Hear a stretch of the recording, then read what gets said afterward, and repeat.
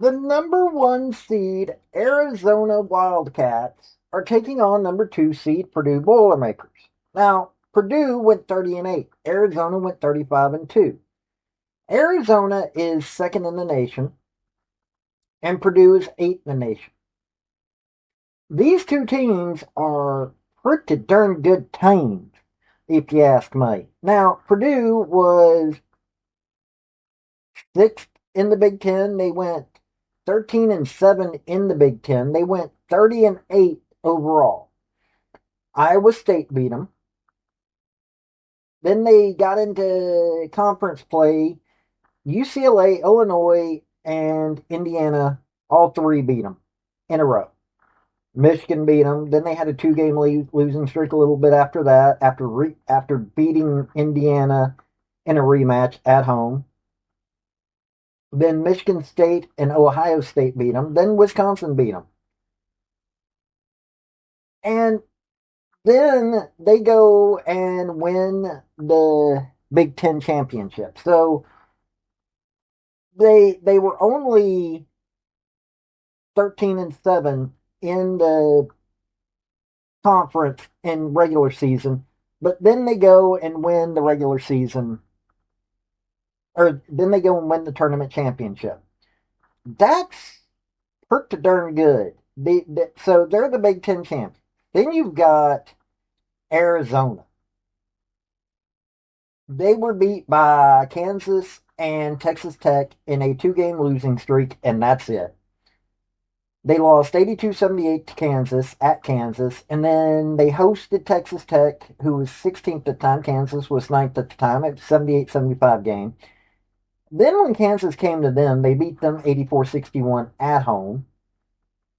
So this is a dominant team. They won the regular season. They won the conference tournament. And everybody's picking them to be the national champions.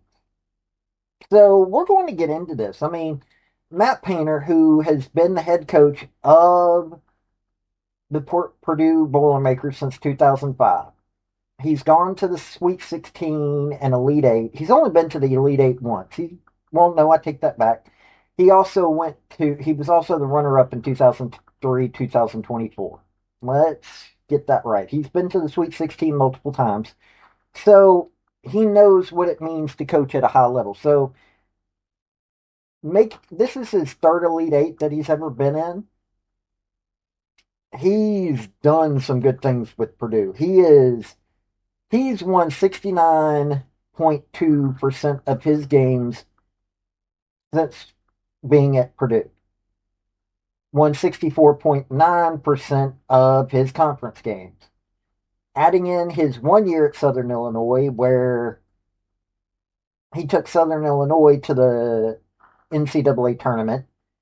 He went 25-5 there, so that's 88.3% winning and 94.4% winning of the conference. He only lost one game there. And then you got Tommy Lloyd. He's in his fifth year at Arizona. Won multiple conference tournaments, conference regular season titles. He is 80.8% overall. 78.6 in conference. He's gone to the Sweet 16 three times.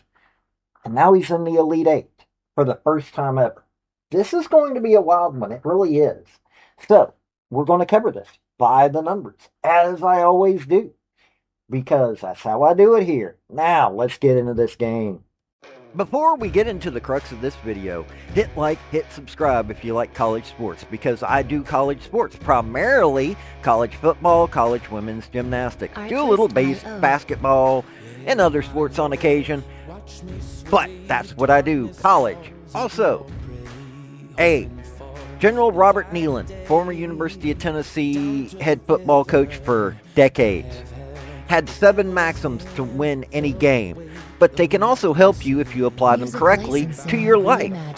The second one is play for and make the breaks. When one comes your way, score. That is a maxim that can be also applied to your life. Look for those breaks and take it. Now, Purdue usually or scores on average 82.1 points a game. They allow 70.3 points a game.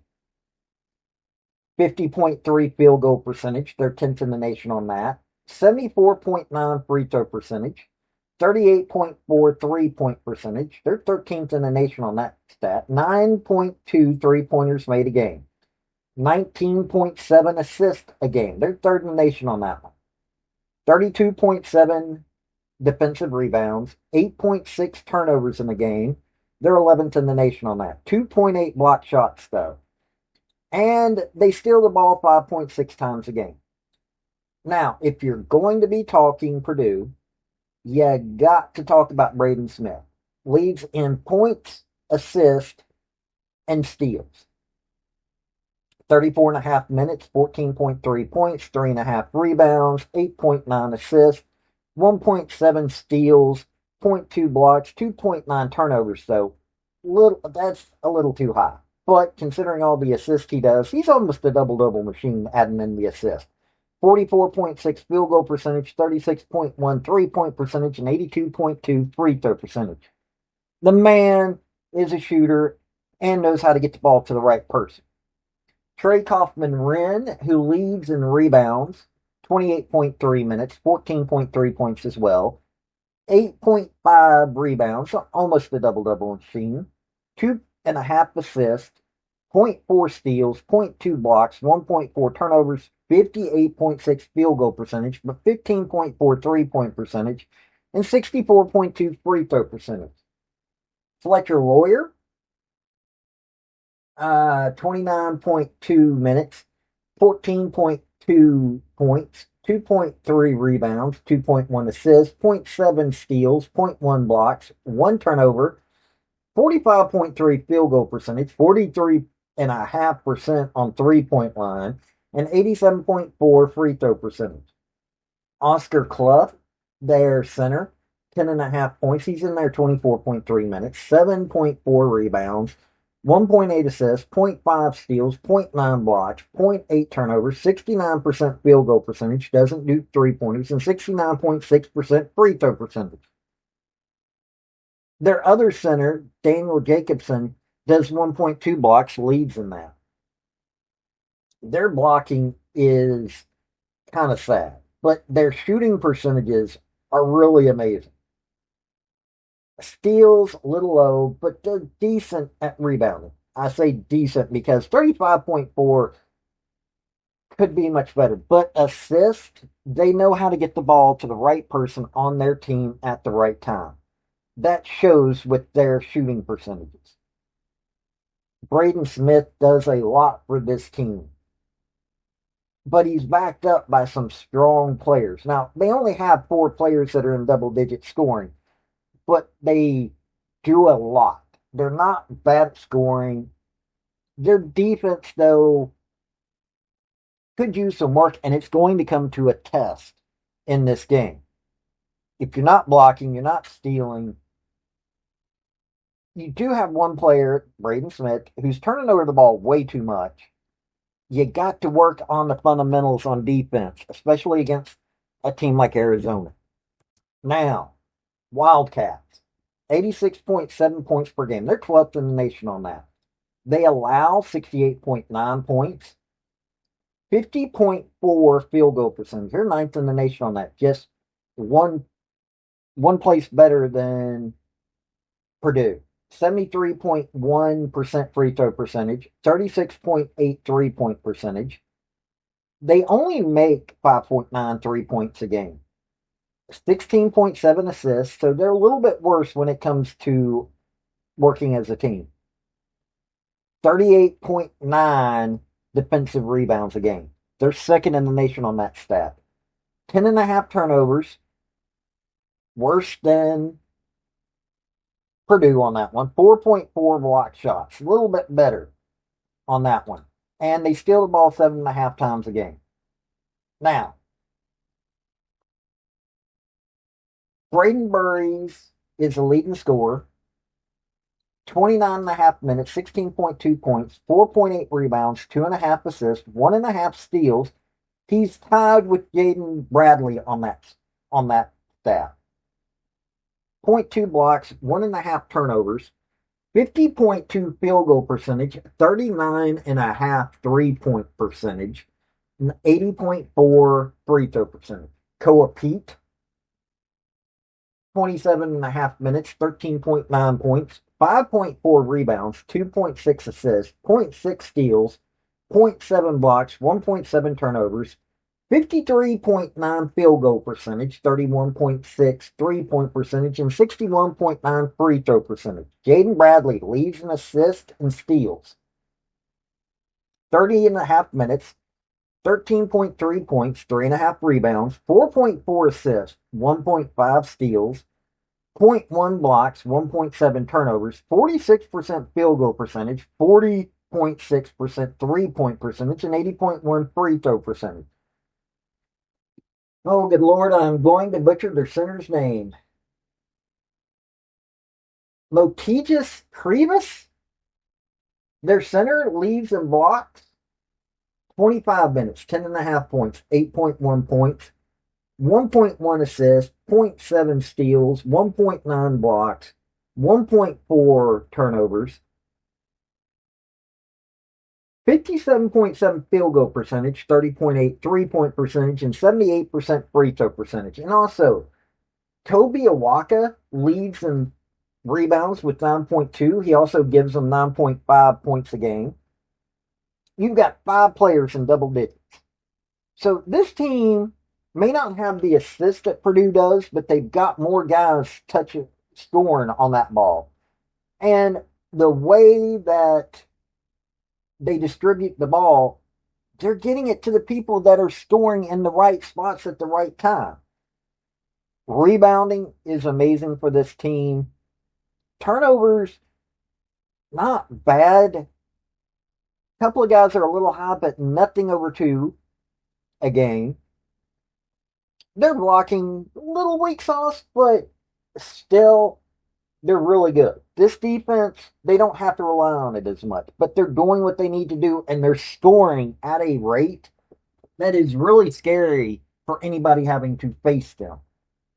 In other words, this team is solid from the word go. So the experts at ESPN are saying that Arizona has a 63% chance to win this game. Purdue has a 37% chance to win this game. You take a look at what's gone on so far. Arizona beat Long Island University pretty convincingly, 92-58. Utah State, 78-66. And 109-88 for Arkansas. That game right there was just wild. Purdue, Queens University, 104-71. Then Miami, 79-69. Texas was 79-77. I'm taking a look at the strengths and weaknesses of these two teams.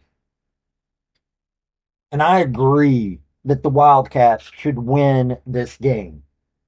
I can see them advancing to the Final Four.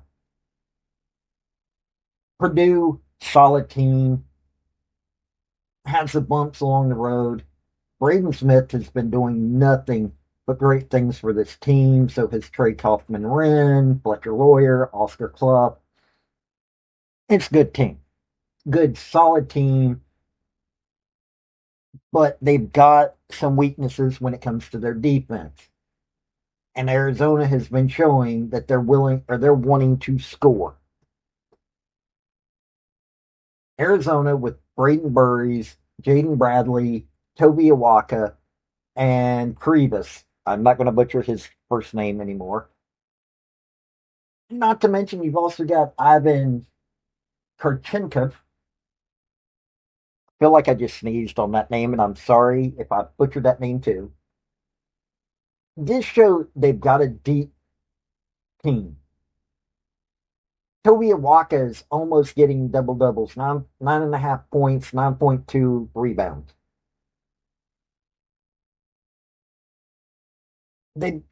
They're solid but not elite on defense. Scoring wise, though, they're doing really good. Rebounding, they are elite. assists may not be as good as Purdue, but they're doing the right things to get the ball to the right people so that more people are scoring at a high level. Arizona is doing so much on a high level that them having a few deficiencies is not a massive thing. That is why the Wildcats should win this game, because they are doing enough on the different aspects of this game that the few weaknesses that they have will shine.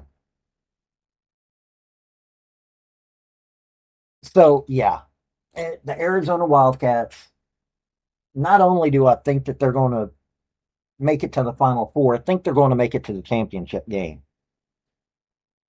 So, you tell me what you think. This has been Paul with Redneck Sports. Y'all have a good day now. Bye. Hey, folks, before you leave, if you're can't become a member via my YouTube channel, which that's for my thinker. I've also got sports. I've got a Patreon. If you really, really want to help me out, I would be much appreciated. But hey, hitting like, hit subscribe, hit commenting, all those things really help me out. Have a good day.